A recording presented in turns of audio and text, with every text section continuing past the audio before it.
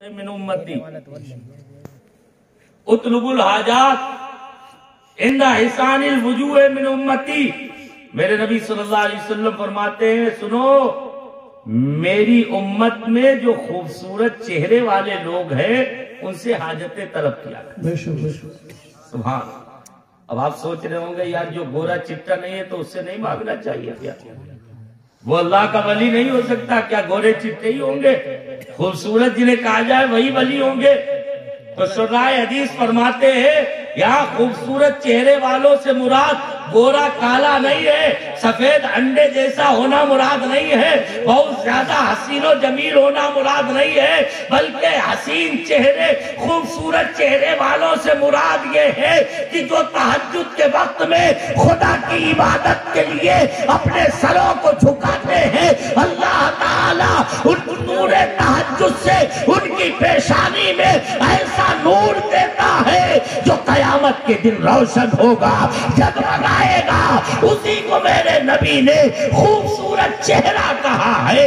سمجھ میں آ گیا رب کے ولی جو ہوتے ہیں وہ خوبصورت چہرے والے ہوتے ہیں، اس لیے کہ تہجد سے ان کی پیشانیاں ان کے چہرے روشن و منور ہوتے ہیں، اور ان سے جو طلب کرتا ہے جو حاجت پیش کرتا ہے ان کے وسیلے سے وہ اللہ کے نبی کے حکم پر عمل کرتا ہے. اور صحابہ نے بھی مانگا. صحابہ نے تو کیا کیا نہیں مانگا. صحابہ اکرام میں حضرت قتادہ کی آنکھ نکل گئی ایک جنگ میں.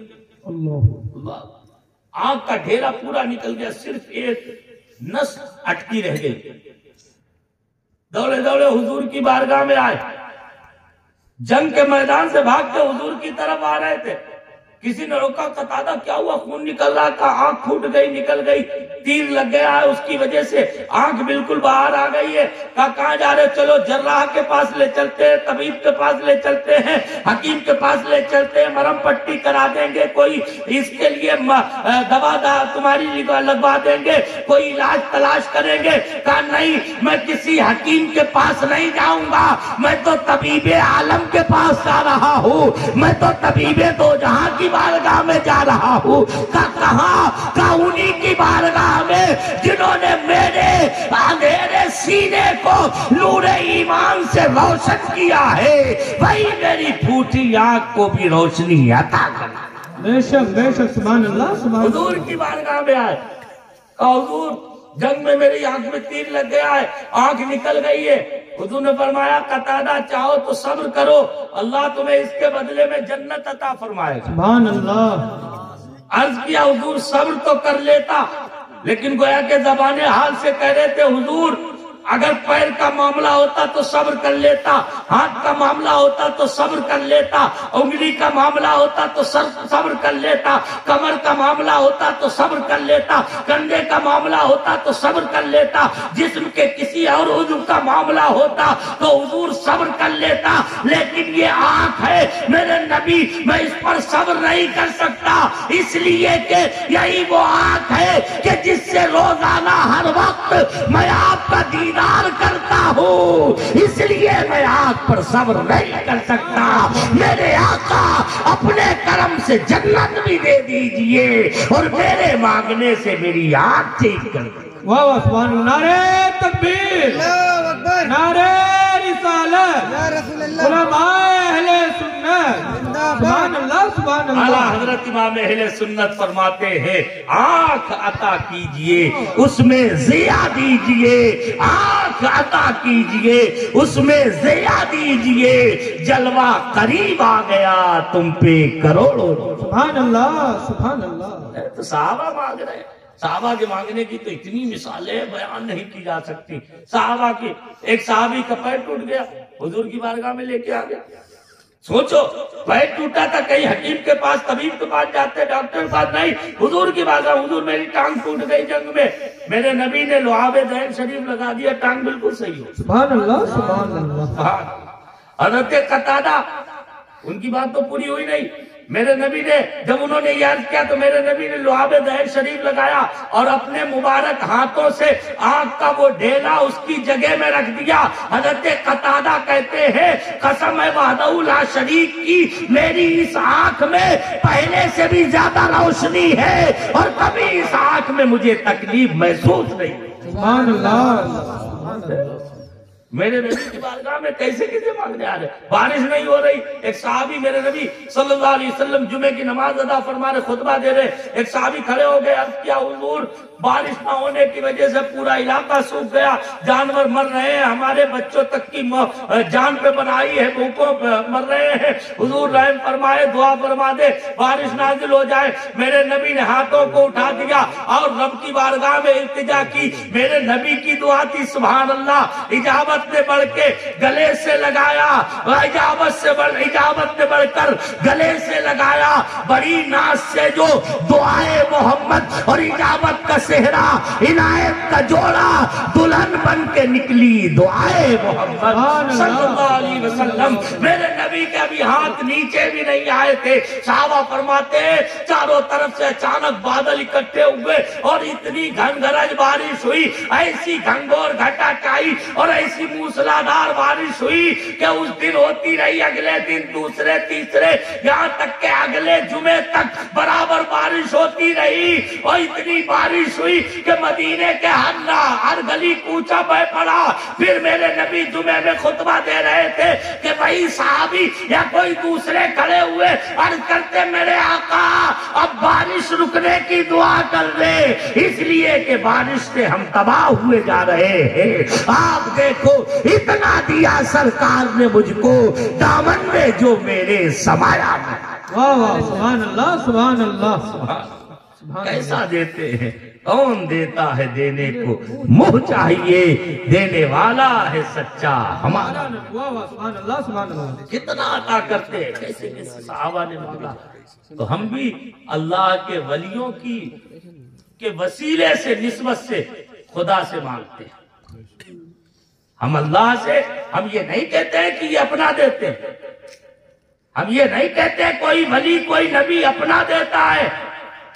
ڈنڈی تو لوگ یہی مارتے ہیں، کہتے تم خدا کے برابر ہی نہیں کر دیتے ہو۔ ارے خدا سے مانگو میرے بھائی، مانگنا تو خدا ہی سے ہے لیکن ان کے وسیلے سے مانگتے ہیں۔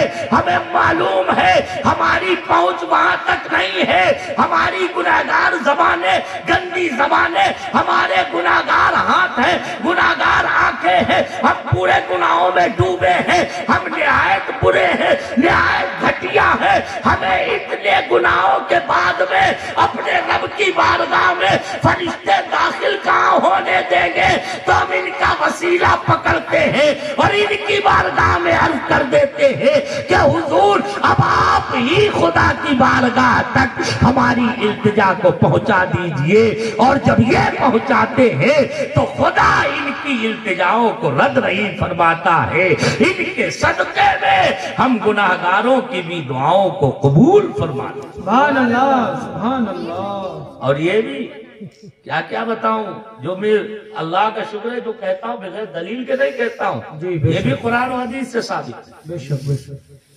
ولیوں کی بارگاہ میں آ کے اللہ سے دعا کرنا، یہ بھی قرآن و حدیث سے ثابت ہے۔ ایک تو اصحاب کہف کا واقعہ ہے، وہ لمبا ہے، وہ میں نہیں سناؤں گا، بہت وقت چلا جائے گا۔ آپ کو میں سمجھ رہا ہوں سردی میں آپ صرف میری محبت میں اور اس اللہ والے کا فیض لینے کے لیے بیٹھے ہوئے ہیں، لیکن مجھے احساس ہے میں بات کو بالکل ایک دم ختم کی طرف لا رہا ہوں۔ آپ غور کریں، وہ کبھی انشاءاللہ پھر سناؤں گا۔ اصحاب کہف کا تو واقعہ ایسا حیرتناک ہے کہ اگر کوئی غور سے قرآن کا ترجمہ پڑھ لے، چاہے جس کا وہ پڑھے، میں اعلیٰ حضرت کے ترجمے کی بات نہیں کر رہا ہوں، وہ کسی کا بھی ترجمہ پڑھ لے، اصحاب کہف کا واقعہ پڑھے گا تو ماننے پہ مجبور ہو جائے گا کہ واقعی میں اللہ نے اپنے کچھ بندوں کو بہت طاقتیں عطا فرمائیں۔ اللہ نے سب کو برابر نہیں بنایا، کسی کو بہت عظمتیں دی، بڑی رفعتیں دی ہیں، بڑی بلندیاں اللہ نے بخشی ہیں۔ میں قرآن مقدس کی ایک دوسری آیت سنا کے اپنی بات کو ختم کر رہا ہوں، آپ دیکھیں قرآن میں آج تیسرے پارے میں حضرت زکریا اور مریم علی نبینا و علیہ الصلوۃ والتسلیم کا واقعہ قرآن میں بیان فرمایا گیا. کلما دخل علیہا زکریا المحراب وجد عندها رزقا. قرآن کی آیت بھی میں سناتا جا رہا ہوں تاکہ کوئی یہ نہ کہے کہ ڈنڈی مار گئے. ویسے بھی الحمدللہ بریلوی ڈنڈی نہیں مارتے. بریلوی جو ہوتا ہے ڈنڈا ٹھوک کے کہتے ہیں، اس لیے کہ جو سچا ہوتا ہے وہ ڈرتا نہیں، اور جہاں لوچ ہوتی ہے کہاں وہ للو چپو کرتا ہے، گھما پھرا کے بات کرتا. آپ جانتے ہیں جو کھرا سونا ہوتا ہے وہ کھنک کے بکتا، اور جو گڑبڑ ہوتا ہے وہ اگر کسی لوہے پر بھی ڈالا جائے کسی پتھر پہ بھی ڈالا جائے تو صحیح طرح سے کھنکتا نہیں ہے، اس لیے کہ وہ بتا دیتا اندر لوچ ہے، اندر ہمارے گڑبڑ ہے. یہی حال سنیوں کا ہے. سنیوں کی باتوں لوگ کہتے ہیں یار یہ بڑی کھری باتیں کرتے. ارے کھری وہی کرے گا جس کے اندر کھراپن ہوگا. جو سچائی ہوگی صداقت ہی کھراپن لاتی ہے. جھوٹ کبھی انسان کو کھرا نہیں بننے دیتا ہے. تو میں بالکل سچی بات قرآن کی آیت سنے.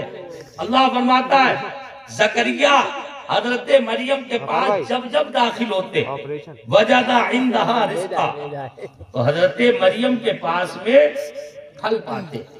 مفسرین فرماتے رزق سے مراد ہے بے موسم کے پھل پاتے. بے موسم کے، بس آخری بات، بے موسم کے پھل پاتے تھے جب جب داخل ہوتے. جاڑے کے موسم گرمیوں میں پاتے، گرمیوں کے موسم جاڑے میں پاتے.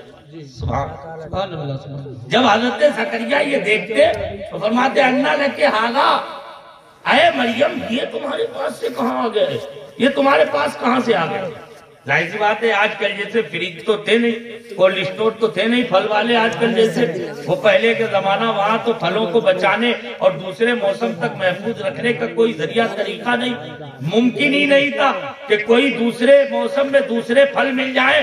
لیکن حضرت زکریا مریم کے پاس میں حضرت زکریا کو ہمیشہ بے موسم کے پھل ملا کرتے. پوچھا انا لکے ھذا، ارے مریم یہ کہاں سے آ رہے ہیں، یہ تجھے کہاں سے ملتے ہیں. قالت ہوا من عند اللہ، کا حضور آپ کو پتہ نہیں ہے یہ میرے اپنے گھر سے نہیں، یہ مجھے خدا سے ملتے ہیں، میرے رب کی طرف سے ملتے ہیں. میرا خدا مجھے پھلوں سے اور بے موسم کے پھلوں سے مالا مال. سبحان اللہ سبحان اللہ. اب حضرت زکریا نے سمجھ لیا اور یہ مریم تو خدا کی محبوب بندی ہے، خدا کی مقبول بندی ہے. آگے قرآن کیا کہہ رہا، ہنالک دعا زکریا ربا. اس وقت میں وہاں اس موقع پر حضرت زکریا نے اپنے رب سے دعا کی. اور کاہے کی دعا کی؟ یا اللہ مجھے بیٹا عطا فرما. بیٹا. حضرت زکریا نے غور کرے اپنے گھر میں رب سے دعا نہیں کی بیٹے کے لیے، اپنے عبادت خانے میں نہیں کی. جب حضرت مریم کے پاس میں بے موسم کے پھل دیکھے تو جان گئے یہ خدا کی ولیہ ہے. تو ولی کے پاس میں حضرت زکریا جو نبی تھے، ولی سے بہت درجے بلند، لیکن وہ ہمیں سکھانے کے لیے ولی کے پاس میں دعا کر کے بتا رہے ہیں اے غلامان مصطفیٰ، ولیوں کے پاس دعا کرنا خدا کبھی اسے رد نہیں کیا. بے شک بے شک. سبحان اللہ سبحان اللہ. تو اس لیے ہم اس محفل کو ایک اللہ والے کی بارگاہ میں بیٹھ کے منا رہے ہیں. خوش نصیب ہے کہ اللہ اور رسول کا ذکر کر رہے ہیں. تو ایسے محبوبوں کی بارگاہ میں ہمیں امید ہے. ہماری زبانیں اچھی نہیں ہیں، ہمارے بیان میں وہ لطافت، وہ نزاکت اور وہ اثر آفرینی نہیں ہے، کیونکہ ہمارے ہاں نیکی نہیں اتنی. لیکن ہمیں ان نیکوں پہ بھروسہ ہے، ان کے وسیلے سے ہمارا رب ہمیں محروم نہیں کرتا. اللہ تعالی ہمیں اور آپ کو سب کو اس سے مقدس کی